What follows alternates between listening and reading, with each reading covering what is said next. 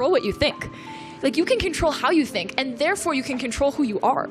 And especially as a young person, like I'm 22, so with neuroplasticity on my side, I can literally become exactly who I want to be. How cool is that? Like, how empowering is that, right? Eileen Gu once said, "You can control what you think, you can control how you think, and therefore you can control who you are." At first, that sounds like just another motivational quote, but when you look at her life, it's actually the foundation of how she operates. She's an Olympic gold medalist, one of the best freestyle skiers in the world, a model, and a student at Stanford University. And like trying to modify, I'm trying to think, how can I be better? How can I approach my own brain the way that I approach my craft of free skiing, so that I can be better tomorrow than I was today? 4 mindset principles that have shaped Eileen Gu's success, and how you can apply them to your own life. Eillen Gu treats her mind like something she can train, just like her body. This connects to the idea of neuroplasticity. I'm an introspective young woman. Like, I spend a lot of time in my head, and it's not a bad place to be. I journal a lot. I break down all of my thought processes. I think I apply a very analytical lens to my own thinking, and I kind of modify it because it's so interesting. You can control what you think. Like, you can control how you think, and therefore you can control who you are. And especially as a young person, like I'm 22, so with neuroplasticity on my side, I can literally become exactly who I want to be. How cool is that? Like, how empowering is that, right? Neuroplasticity, the brain's ability to change, adapt, and form new neural pathways based on experience and repetition. In simple terms, your brain is not fixed. It changes based on what you repeatedly think and do. That means your habits, your thoughts, and even your self-image are not permanent. Over time, repetition strengthens certain neural pathways and weakens others. So the more you practice certain ways of thinking, the more automatic they become. Gu has spoken about journaling and spending time analyzing your thoughts, which reflects this idea in practice. The main idea is simple. You're not stuck with who you are right now. Your brain is constantly being shaped by what you repeat. Your thoughts shape who you are. Eileen believes your thoughts don't just affect how you feel, they shape your identity. As she puts it, you can control what you think, you can control how you think, and therefore you can control who you are. One of the key lessons she learned came from her coach, who explained that nervousness and excitement are physically the same response. The only difference is how your brain labels it. So instead of thinking, "I'm nervous," she learned to think, "I'm excited." My high school cross-country coach, Corinne, told me about the theory of appraisal.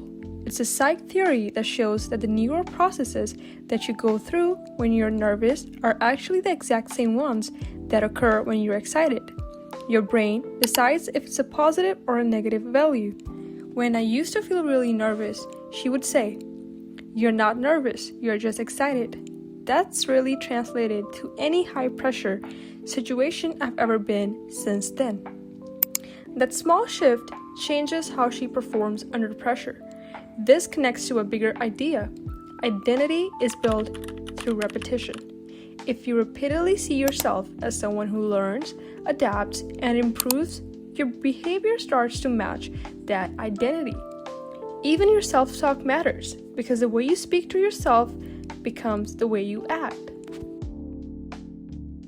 Before Eileen performs a trick on the mountain, she has visualization is a psychological practice of performing movements. The brain cannot tell a difference between a vividly imagined scene and a real one. It is most effective when it engages your sight, hearing, smell, touch, and taste. It's because the brain cannot easily tell the difference between a vividly imagined scene and a real one. She uses visualization before sleep, in the morning, and even seconds before a run. But it's not just imagination, it's structured. She mentally runs through the movement from different perspectives, focuses on how it will feel, and builds a full sensory experience. The core part of her mindset is her willingness to take risks. A big thing is I'm not afraid to try. I take big risks, and for the last 2 Olympics it's worked out. But even if it hadn't, I think I left nothing on the table. Like, I know that looking back at this Olympics and the months that preceded it, there's quite literally nothing that I could have done more. Like, I did everything I could. She said that the worst failure isn't falling short, it's not trying at all. So I was like, no matter what, there is no failure, because if I don't land, the worst failure is to not try.